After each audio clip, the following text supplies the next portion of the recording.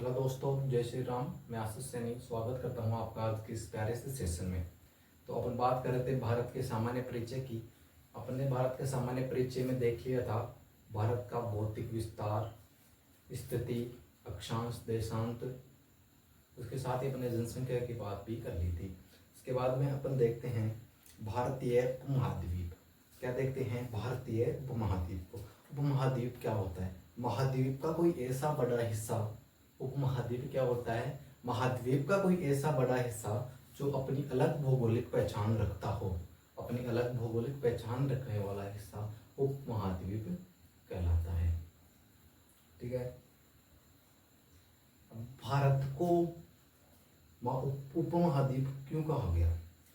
भारत और उसके जो पड़ोसी देश हैं उनके बीच में जो एशिया के अन्य देश हैं, या एक तरीके से देखा जाए दक्षिणी एशिया के जो देश हैं उनके साथ एक प्राकृतिक सीमा बनाता है। क्या बनाता है? प्राकृतिक सीमा बनाता है। जैसे उत्तर में अपन देखें हिमालय बनाता है, अफगानिस्तान में कुछ पर्वत श्रृंखलाएं हैं वो बनाती हैं। जैसे पाकिस्तान में सुलेमान पर्वत श्रृंखला है, उससे उसकी अलग सीमा बनती है। ठीक है। और उत्तरी पूर्वी भारत में पूर्वांचल वाले जो पर्वतीय श्रेणियां हैं वो अपनी अलग पहचान अलग प्राकृतिक सीमा बनाती है। साथ ही जो दक्षिण एशिया के देश हैं, साथ ही भारत में भी जो प्राकृतिक सीमा बनती है समुद्र तट से मिलकर। ठीक है। इस वजह से यह क्या कहलाता है? प्रायद्वीपीय भारत या उपमहाद्वीप। बात करें भारतीय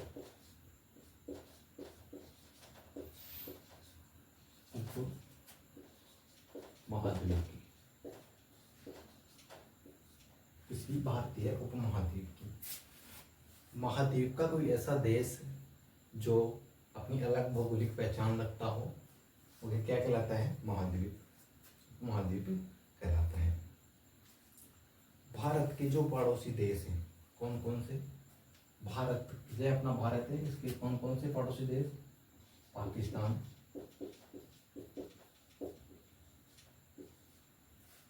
अफगानिस्तान,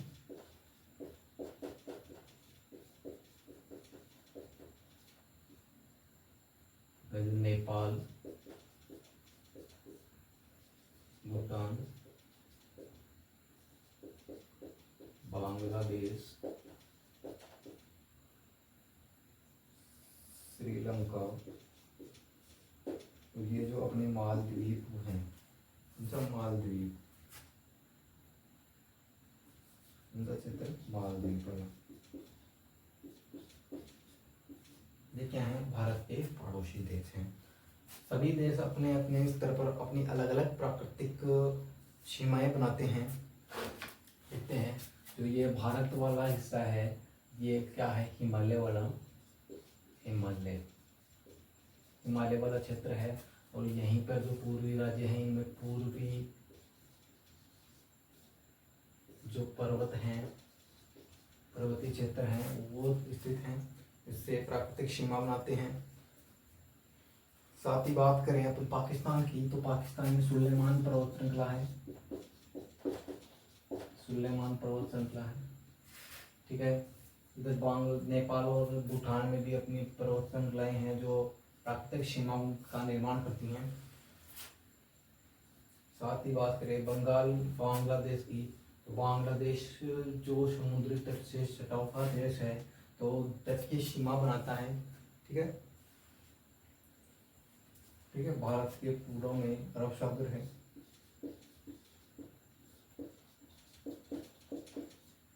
दक्षिण में हिंद महासागर,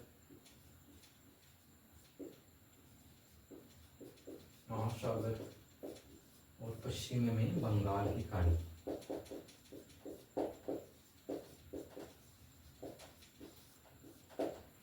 इन देशों के चारों ओर एक प्राकृतिक अलग ही सीमा बनी हुई है जो एशिया से या विश्व के मैप में अलग ही दर्शाती है, भौगोलिक दृष्टि से अलग दिखाती है। ठीक है। इसके बाद अपन बात करें अन्य चीजें देखें भारत के भौगोलिक दृष्टि से क्या क्या चीजें महत्वपूर्ण हैं जो बात करें जनसंख्या की, 20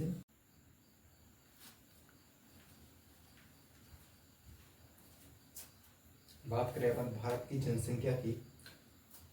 भारत की जनसंख्या 2011 के अनुसार अपन देखें तो 121 करोड़ है। और जनसंख्या की दृष्टि से विश्व में भारत का स्थान देखें तो दूसरा स्थान है, प्रथम स्थान पर चाइना है।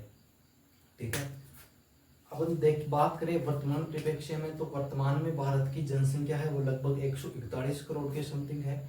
साथ ही अपन बात करें जो स्थान है जनसंख्या की दृष्टि से, प्रथम स्थान पर भारत मौजूद है। ठीक है, बात करें 2011 सभी आंकड़े अपन देखेंगे वो 2011 के अकॉर्डिंग ही देखेंगे ज़्यादा। 2011 के अनुसार 121 करोड़ है। वर्तमान में देखें तो 141 करोड़ है समथिंग, लगभग 141 करोड़।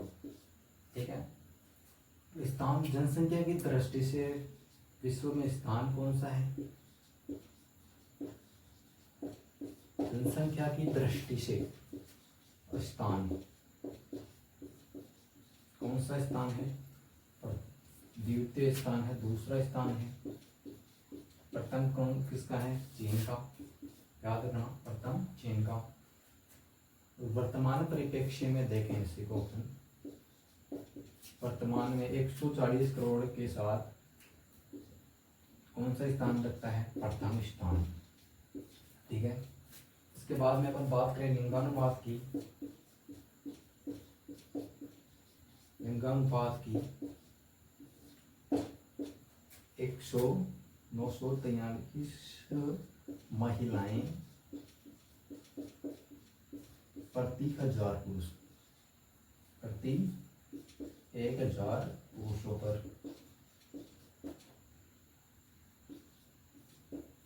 ठीक है, इसके बाद अपन बात करें साक्षरता की। साक्षरता है 74.04% 2011 के अनुसार। बात करें जनघनत्व की,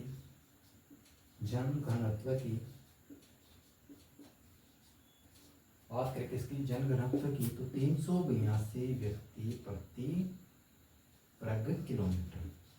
382 व्यक्ति प्रति वर्ग किलोमीटर। ठीक है, बात करें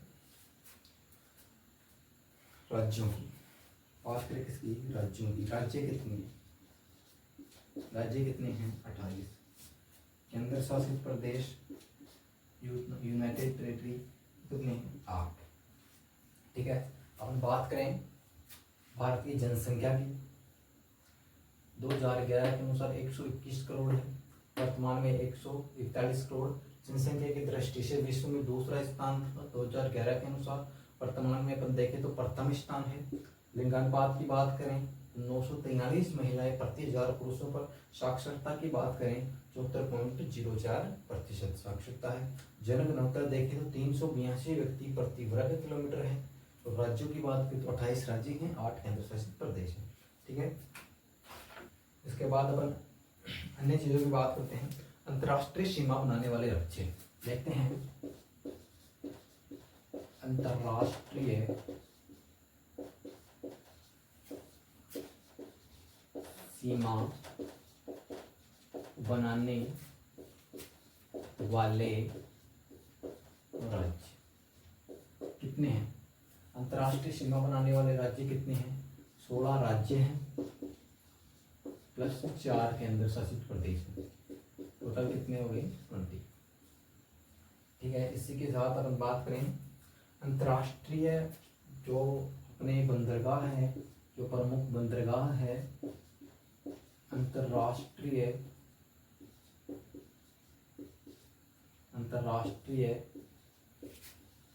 बंदरगाह है। अंतर्राष्ट्रीय बंदरगाह कितनी है? 13 है। साथ ही बात करें नेशनल हाईवेज, राष्ट्रीय राजमार्ग की राजमार्ग, राष्ट्रीय राजमार्ग हैं कितने? 599। ठीक है, इसके बाद में अपन बात करें राष्ट्रीय पशु की। राष्ट्रीय पशु, राष्ट्रीय पशु क्या है? बाघ। राष्ट्रीय पशु धरोहर, राष्ट्रीय पशु धरोहर, राष्ट्रीय पशु धरोहर क्या है? हाथी। ठीक है, राष्ट्रीय पशु धरोहर हाथी है। राष्ट्रीय पशु बाघ है। राष्ट्रीय पक्षी क्या है? राष्ट्रीय पक्षी, राष्ट्रीय पक्षी मोर।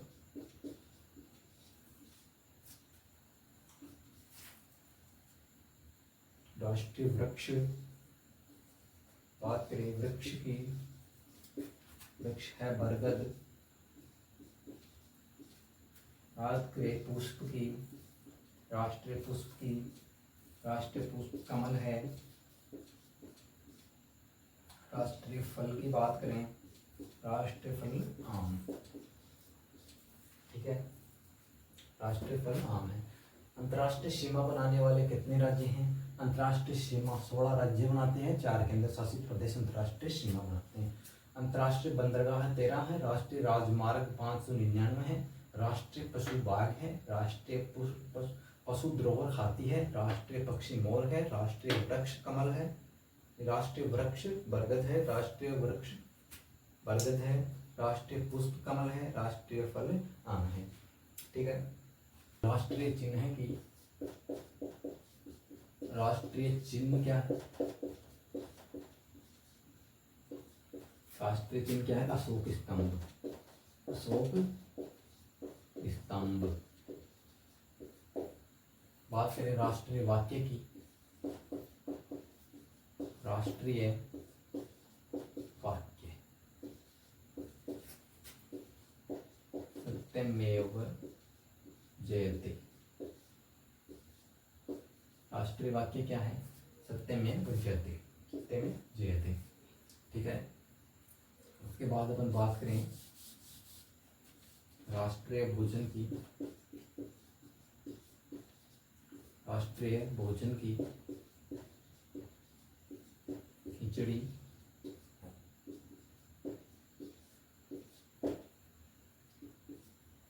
राष्ट्रीय ध्वज,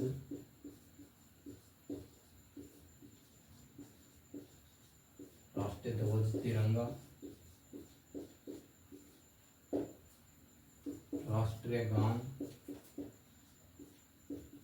राष्ट्रीय गान जन गण मन, जन गण मन क्या है? जन गण मन। राष्ट्रीय गीत क्या है? वंदे मातरम, राष्ट्रीय गीत वंदे मातरम। ठीक है, राष्ट्रीय गीत क्या है? वंदे मातरम है। राष्ट्रीय लिपि क्या? राष्ट्रीय लिपि, राष्ट्रीय लिपि कौन सी है? देवनागरी लिपि, देवनागरी लिपि। ठीक है, राष्ट्रीय लिपि कौन सी है? देवनागरी लिपि है। राष्ट्रीय नदी कौन सी है? राष्ट्रीय नदी कौन सी है? गंगा नदी। ठीक है, राष्ट्रीय जलीय जीव, राष्ट्रीय जलीय जीव क्या है? Dolphin, dolphin. राष्ट्रीय जलीय जीव क्या है? डॉल्फिन।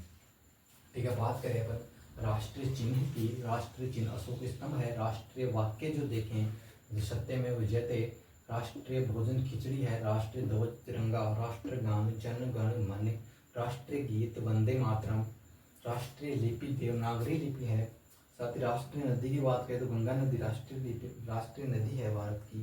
राष्ट्रीय जलीय जीव की बात करें तो गंगीय डॉल्फिन है। ठीक है, ये जो चीज़ें हैं भारत के जीके की सबसे महत्वपूर्ण चीज़ें हैं, ये प्रत्येक प्रतियोगिता परीक्षा देने वाले विद्यार्थी को याद होना जरूरी है। ठीक है, आज के सेशन में इतना ही। Thank you so much.